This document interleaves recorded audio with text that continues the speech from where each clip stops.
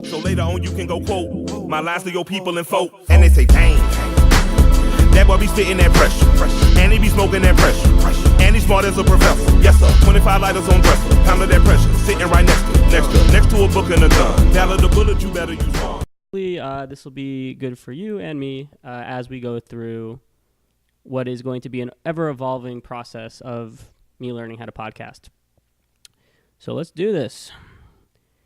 So the first segment is going to be called LOL, What? This is when I discuss things that I see through Facebook and other social media websites or just straight at the source that just don't make any sense to me.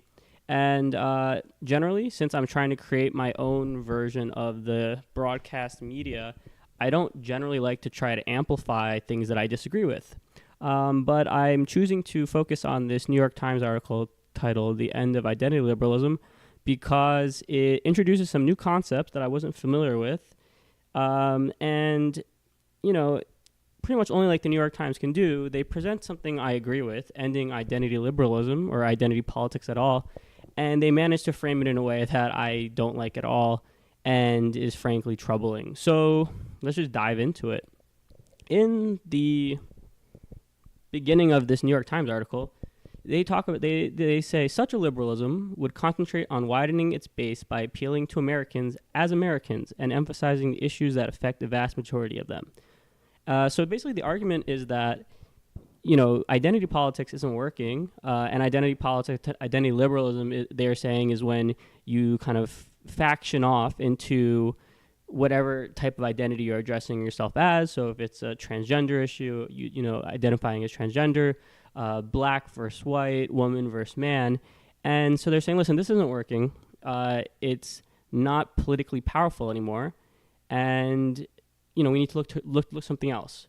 And so my problem with that is that this isn't an argument made out of principle, but a sort of pragmatism.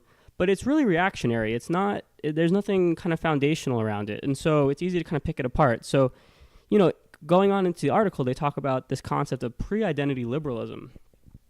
And I mean, gee, what a weird way to describe something. Like, there were other classifications of liberalism prior to identity politics. That's true.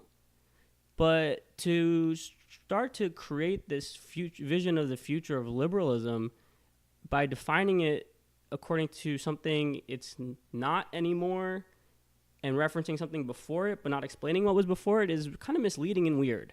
And so what the suggestion is that, like in the quote here, appeal to Americans as Americans. And that sounds like, okay, I guess that sounds good, but not really, because that's the type of talk that you hear from top-down authoritarians. I mean, Italy for Italians was part of the fascist diatribe, Germany for Germans. So Americans as Americans isn't really that liberal at all.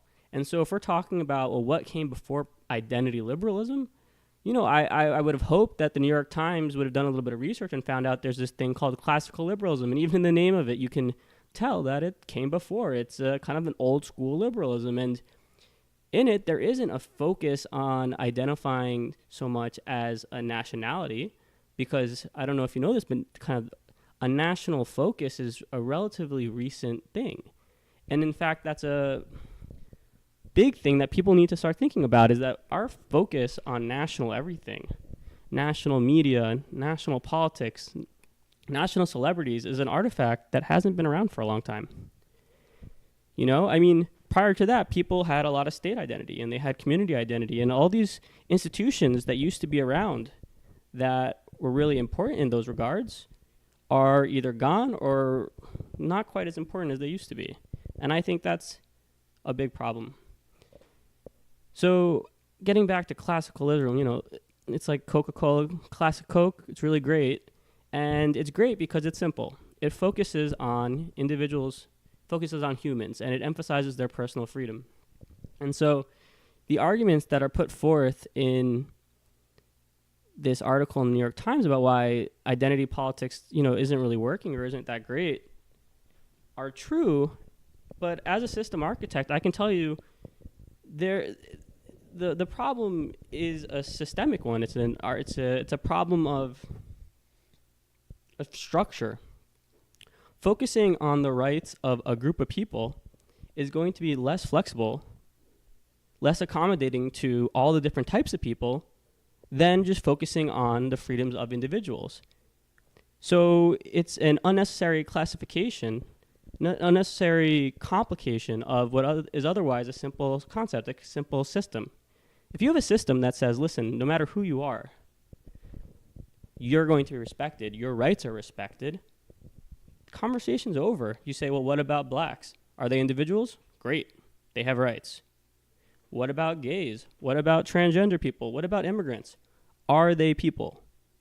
They are people, you agree they're people, then they have rights. End of conversation. The problem, of course, comes when you start throwing in democracy into the mix, when people realize that, okay, one vote, one person makes me kind of weak. So if I band together, I can become strong. And in theory, that's great. In practice, not so much, because everyone else starts to do it, and you create factions that are fighting constantly, and you create a mutually exclusive world where there is winners and losers. There are people whose rights get recognized and people whose rights get trampled. And I can go into a lot more detail, other ways of doing that. This ramble is probably too unstructured for me to really jump into that. But that's kind of my whole thing is if, good for you, New York Times, calling out identity politics. Kind of weird you didn't talk about classical liberalism and instead created an expression, PreIdentity Liberalism, which is not a thing. And, hopefully you guys don't become like fascist cheerleaders. I don't know. Hopefully you don't, but like this is the beginning. For context, this is like the first week of the Trump presidency. And already if you're coming out with saying stuff appealing to Americans as Americans, that sounds a lot like making America great again. So let's see what happens. So that's all for that first segment rant. Lol. What? Yeah, LOL. I call lol. I don't know if you guys do that also. Probably not.